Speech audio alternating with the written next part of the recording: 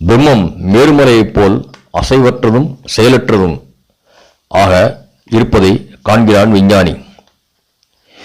இந்த உலகம் இறைவனின் சத்துவம், ரஜஸ், தமஸ் ஆகிய 3 குணங்களால் உருவாகியுள்ளது. ஆனால் அவர் இவற்றுடன் சம்பந்தப்படாதவராக இருக்கிறார். யார் பிரம்மமாக இருக்கிறாரோ அவரே பகவானாகவும் இருப்பதை விஞ்ஞானி காண்கிறான். குணங்களை கடந்த அவரே 6 ஐஸ்வர்யங்கள் நிறைந்த பகவானாகவும் இருக்கிறார்.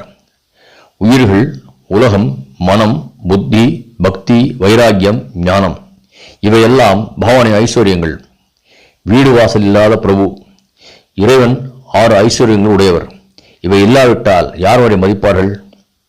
இந்த உலகம் எவ்வளவு அற்புதமாக இருக்கிறது பாருங்கள். என்னென்ன பொருட்கள்! சந்திரன், சூரியன், நட்சத்திரங்கள், எத்தனை வகையான உயிரினங்கள்! பெரியவை, சிறியவை, நல்லவை, கெட்டவை. சிலரிடம் அதிக சக்தி, சிலரிடம் குறைந்த சக்தி.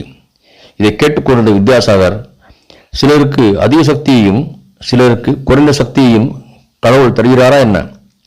ஸ்ரீ ராமகிருஷ்ணர், ஆம், கடவுள் எல்லா உயிர்களிலும் நிறைந்திருக்கிறார். ஆனால் சக்தி வெளிப்பாட்டில் வித்தியாசம் உண்டு. இல்லாவிட்டால் ஒருவன் 10 பேரை அடித்து வீழ்த்துகிறான், மற்றொருவன் ஒருவனை கண்டே ஓடுகிறான். அது எப்படி? சக்தி வெளிப்பாட்டில் வித்தியாசம். அது இல்லை என்றால் உங்களை ஏன் எல்லோரும் மதிக்க வேண்டும்? உங்களுக்கு என்ன 2 கொம்புகளாக முளைத்திருக்கின்றன? உங்களிடம் பிறரை விட அதிக படிப்பும் கருணையும் உள்ளன.